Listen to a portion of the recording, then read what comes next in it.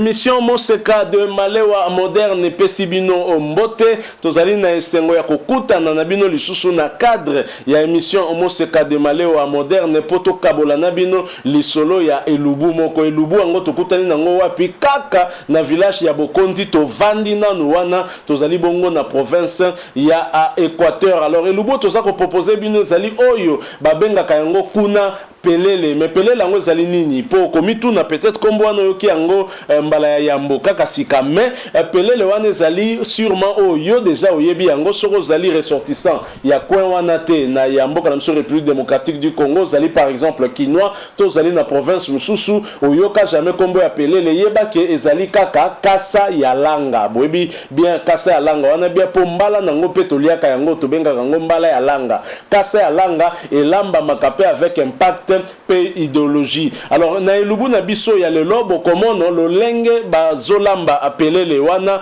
elongo na ngolo ya mai. Donc mbisi ya mai ya okaukate mais ya mai évidemment okoki kolamba yango na mbisi mususu ya mai mais awa na bililio tozali ko proposer na bino bazali kolamba yango na ngolo ya mai. Alors comme l'abondance ne nuit pas ko bape eliama ki jour wana ezala ki fête te ndenge bokoki ko kanisa boyebi kaka na village damage ezala nango eloko pamba ezalité lokola na Kinshasa awa to na ba grande ville nyama lokola koba ekomaka luxe tunamboka na biso aboyebi ke eta mususu ngombe na Goma eza luxe te kilo ya ngombe na Goma ekoki kozala 6000 7000 francs mais kilo ya ngombe ekomi na Kinshasa ekomi $10 donc bozomona luxe awa na Kinshasa mais na Goma eloko pamba lolenge moko na bakoba kuna na Équateur ezali nango pe luxe penzate. Alors bobo sanate toza toujours kaka na village ya Bokondi où ezali situé entre territoire ya Mankanza na Lusengo en direction de Lisala Angomba Mbandaka etikali sima apenza. Alors pelele wana c'est toujours mieux ya kozwa bakasa oyo nanu ekoli mingi te po soki ozeli ekoma minene ekokoma pe makasi et difficile à digérer le lenge moko na bakasa ya ba légumes misusu tel que même pondu. Donc soko zeli oyebi kaka estomac lingaka pe bongo o penzate. Alors pelele wana otolobi na Équateur kuna na ngambo ya mboka Bokondi que ce soit même na Mankanza ezali kobenga mapelele mais awa tobenga yango kasa ya langa na Kinshasa notamment pe na ba province toujours babenga yango kasa ya langa. Alors mbala nango tobenga ka mbala ya langa mbala wana ya langa ezalaka très conseillé pour la bato oyo babela ka bokono ya sucre nde tobenga ka bokono ya sukali to pe diabète. Donc soki obela ka yango diminuer quantité ya manioc pe quantité ya masango po ya ngonde ematisaka sukali makasi na makila. Mais wana évidemment ekozala sujet mususu oyo toko faire intervenir nutritionniste na biso na kombo ya papa lui likwema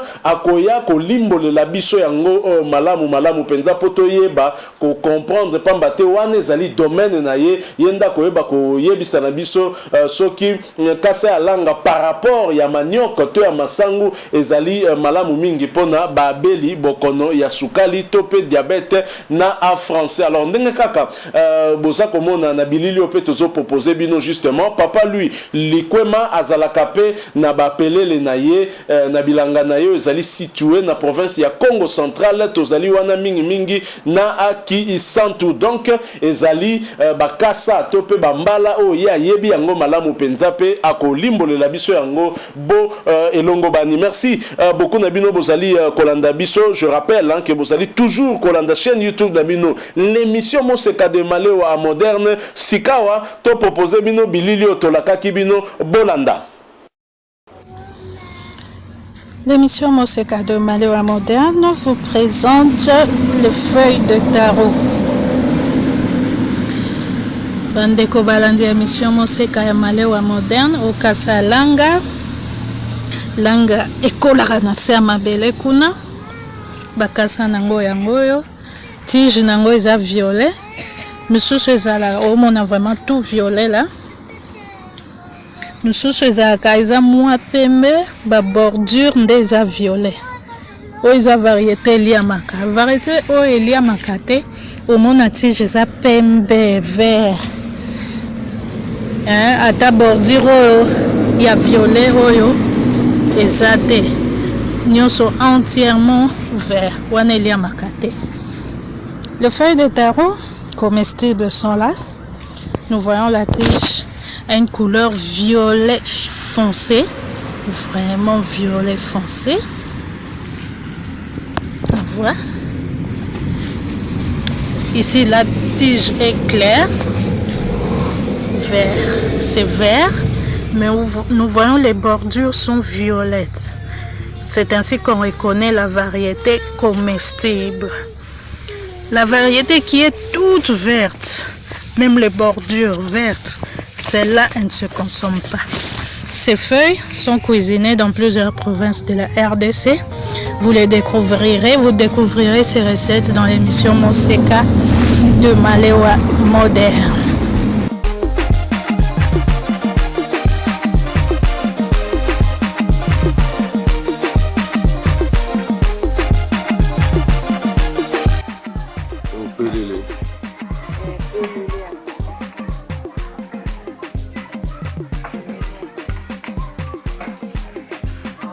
Oui, ça va me constater.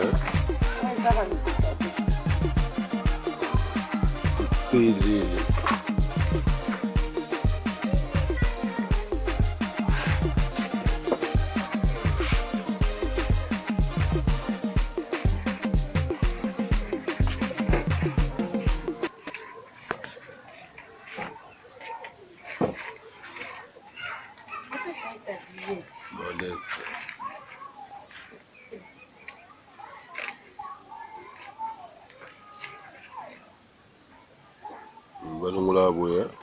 Soti Joana Ubwaki.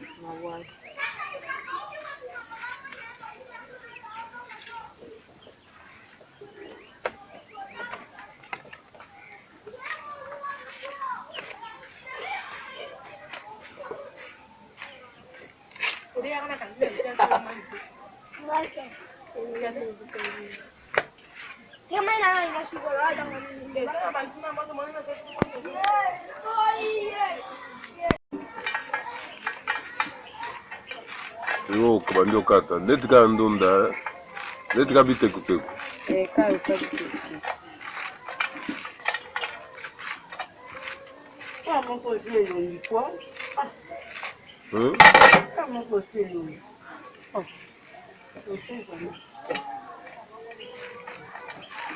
Pelele.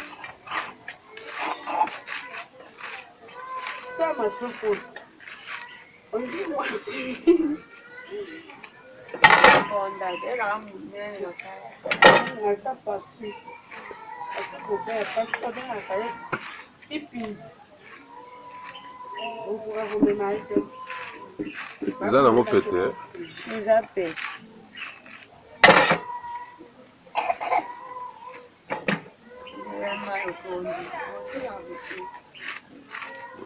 pelele ndunda bokoko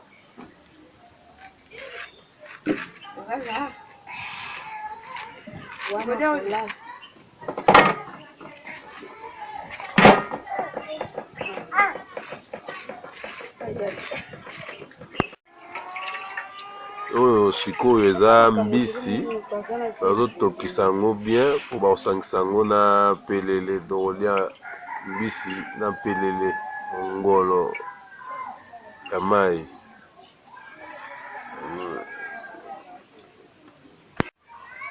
Sikoyo totie pelele likolo ya mbisi na biso totokisaki wana sikoyo etoka ensemble. Otia mafuta esikoyo etoka nano sama eke kosila buna ti mafuta. Ok, batie deja mbisi na biso eza na kati.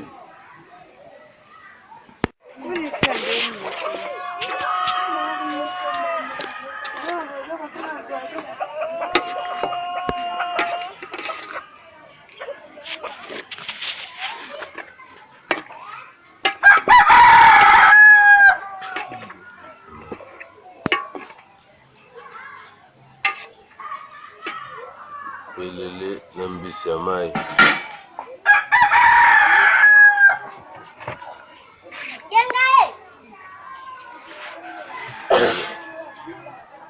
Mafuta batiaka ntina ya baepise ebele te okaa nde batokisaki mbisi batie pelele basopi mafuta mungwa match esili.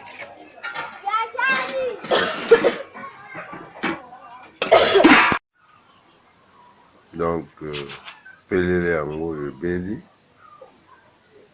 batiango na mbisi ya mai ngolo. Donc ebeli très bien, mais eza accompagné na koba na biso ya lobi. Koba pe yango oyo na pelele balambi na mbisi ya mai eliama na misombo oyo eza bakwanga misombo oyo nde eza mongwele okwanga ya Pompei.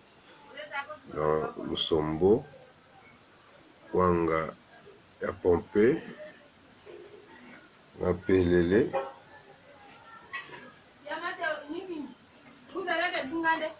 na koba.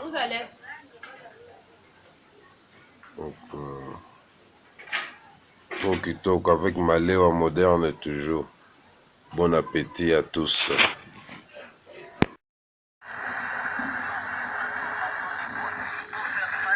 Donc koba na biso ebeli. Donc koba yango oyo na biloko esalami tala kaka na mboka courant pasi. Donc awa déjà ekomi prêt. Donc koba oyo bala basalaki wana yango ebeli. Donc musuni kitoko. Donc koba yango eliama na tuka nosite maboko kaka. Donc koba wana mozika kumba tortue moi pondo pe toujours natan pour accompagner damage na biso.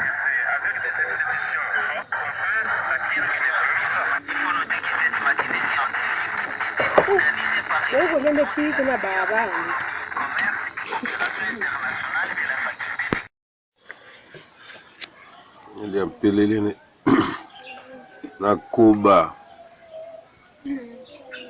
Non danger. Wana kuna uliani. Wale na koba wana pelele.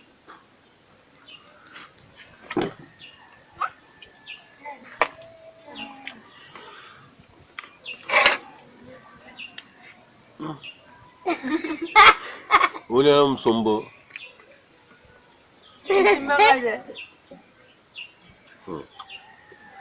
Non, non, ça y va, comment on a non, ça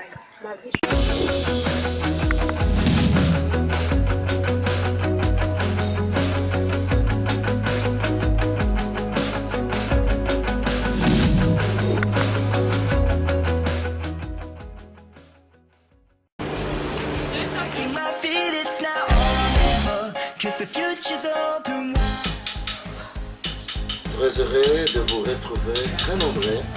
Le fidèle l'émission Moseka de Malewa moderne.